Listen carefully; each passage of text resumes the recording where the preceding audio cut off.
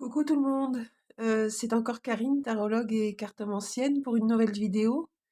Et je voulais vous présenter aujourd'hui, mercredi 8 juin 2022, un nouvel oracle, l'oracle des déesses, bon, que vous connaissez déjà puisque c'est assez ancien. Mais pour moi c'est nouveau, donc je voulais vous le présenter dans un premier temps.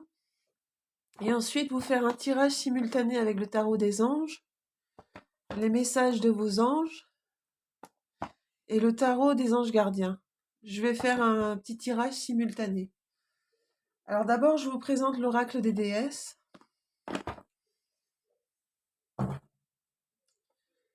Alors, pourquoi j'ai choisi l'oracle des déesses? Eh bien, j'ai un passé de païenne et de witchcraft. J'ai pratiqué la Wicca et la magie blanche de mes 18 ans jusqu'à mes 30 ans à peu près.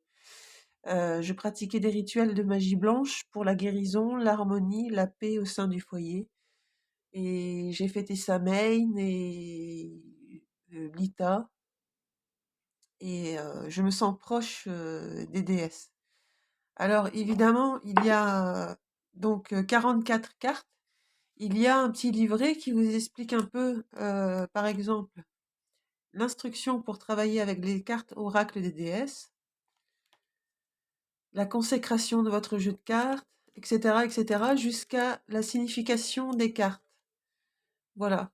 Mais je pense qu'on peut se passer du livre et qu'on peut faire selon son inspiration. Donc je vais vous présenter quelques cartes sur lesquelles j'ai travaillé aujourd'hui.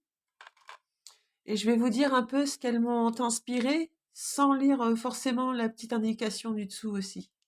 Alors je commence par Abondantia, la prospérité. La prospérité, on le voit sur la lame avec la corne de l'abondance, ici.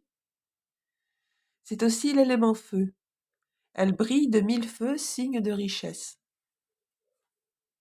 Voilà pour Abondantia. Freya, avec comme totem un chat sauvage et sa corne d'abondance, il y a un côté ange, guerrière, et aussi un signe de prospérité. Déesse majeure dans la mythologie germanique et nordique, qui est mentionnée dans de nombreux contes, c'est l'audace. Elle est audacieuse. Alors Tara verte. Il s'agit de méditation et de déléguer aux autres. Elle tient une fleur de lotus dans une main et tend sa main droite émettrice comme pour donner à l'autre. Alors Bastet. Elle est la déesse égyptienne du foyer, de la domesticité, des secrets de femme, des chats, de la fertilité et de l'accouchement. Elle protégeait le foyer des mauvais esprits et des maladies, en particulier des maladies associées aux femmes et aux enfants. Alors je me suis aidée aussi un petit peu avec Internet, mais sur certaines, il y a mon inspiration. Alors Brigitte, déesse des arts, de la guerre, de la magie et de la médecine, mythologie celtique. Alors il y a une lance près d'elle, une lance ici, et il y a des flammes entre ses mains. Elle manie donc les 4 éléments. Ne vous dérobez pas. Alors Cordélia. Alors en dehors de la petite annotation qui est écrite ici, je vais vous en dire un petit peu plus. Délia est le second nom de Diane, déesse de la chasse parce qu'elle est née dans l'île de Délos. Elle se fête avec Diane, reine des bois et déesse de la chasse, figure païenne avec son croissant de lune sur le front. Au-delà du message « Allez dehors, prenez l'air frais », elle invoque aussi le romantisme et manie l'élément air et eau. Alors, Rhiannon, la sorcière, m'a fait sentir une odeur de mousse des arbres. J'ai senti une odeur d'herbe fraîche, comme si on avait tondu la pelouse ou comme si je sentais l'odeur des arbres. C'est ce que j'ai ressenti en la regardant. Donc c'est peut-être une figure très païenne avec cette promenade en forêt en pleine lune. On voit un petit peu la lune ici et sur une licorne. Voilà, ces quelques cartes que je vous présente.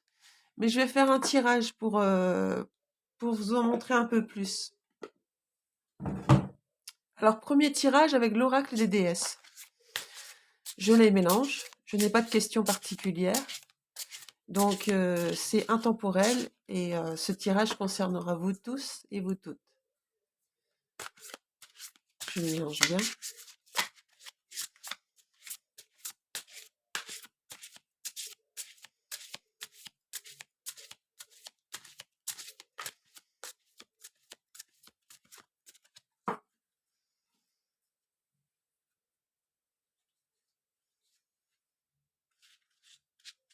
Alors, je vais en choisir 3.